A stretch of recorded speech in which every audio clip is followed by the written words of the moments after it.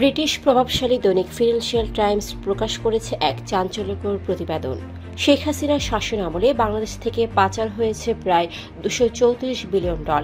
বাংলাদেশি মুদ্রায় এর পরিমাণ প্রায় 25 লাখ কোটি টাকা, যা দেশের রিজার্ভের 8 গুণ। ফ্যাশন ব্র্যান্ড মানে আর্ট। প্রতিবেদন অনুযায়ী 2009 থেকে 2023 সাল পর্যন্ত এই বিপুল অর্থ বিদেশে পাচার করা হয়েছে। প্রতি বছর গড়ে পাচার হয়েছে প্রায় $16 বিলিয়ন। ফিনান্সিয়াল টাইমসের অনুসন্ধানী ডকুমেন্টারিতে জানানো হয়, অর্থ পাচারের প্রধান পদ্ধতি ছিল ওভার ইনভয়েসিং ও আন্ডার ইনভয়েসিং, অর্থাৎ পণ্যের দাম বাড়িয়ে বা কমিয়ে দেখানো, হুন্ডির মাধ্যমে টাকা পাঠানো এবং বিদেশের সম্পত্তি বিনিয়োগ। রিপোর্টে উল্লেখ করা হয়, যুক্তরাজ্য হয়ে উঠেছে অর্থ পাচারের অন্যতম কেন্দ্র। বিশেষ করে লন্ডনের ব্যাংকিং খাত ও রিয়েল এস্টেটে গেছে বিপুল পরিমাণ অর্থ। এতে শেখ হাসিনার বোন শেখ রেহেনা ও মেয়ে টিউলিপ সিদ্দিকের নামও উঠে আসে, যদিও তাদের পক্ষ থেকে এ বিষয়ে এখনো কোনো মন্তব্য পাওয়া যায়নি। এছাড়া যুক্তরাজ্যের সাবেক ভূমিমন্ত্রী সাইফুজ্জামান চৌধুরীর নামে 3 শতাধিক সম্পত্তির তথ্য উঠে এসেছে।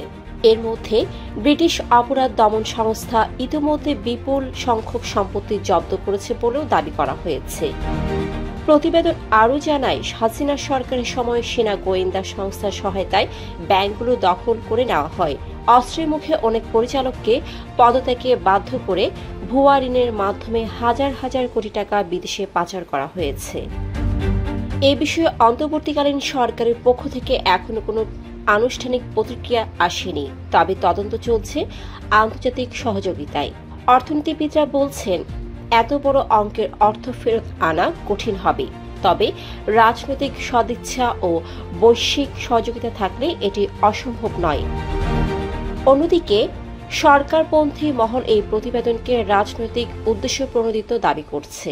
ফিনান্সিয়াল টাইমসের এই অনুসন্ধান নতুন করে আলোচনায় এনেছে বাংলাদেশের অর্থ পাচার ইস্যু, আর প্রশ্ন তুলছে, আসলে কি $234 বিলিয়ন হারিয়েছে বাংলাদেশ, নাকি সরকারের তৎপরতায় ফিরে আসবে দেশে ফেরত আসবে সে অর্থ? ডেস্ক রিপোর্ট, সারাদিনের সংবাদ।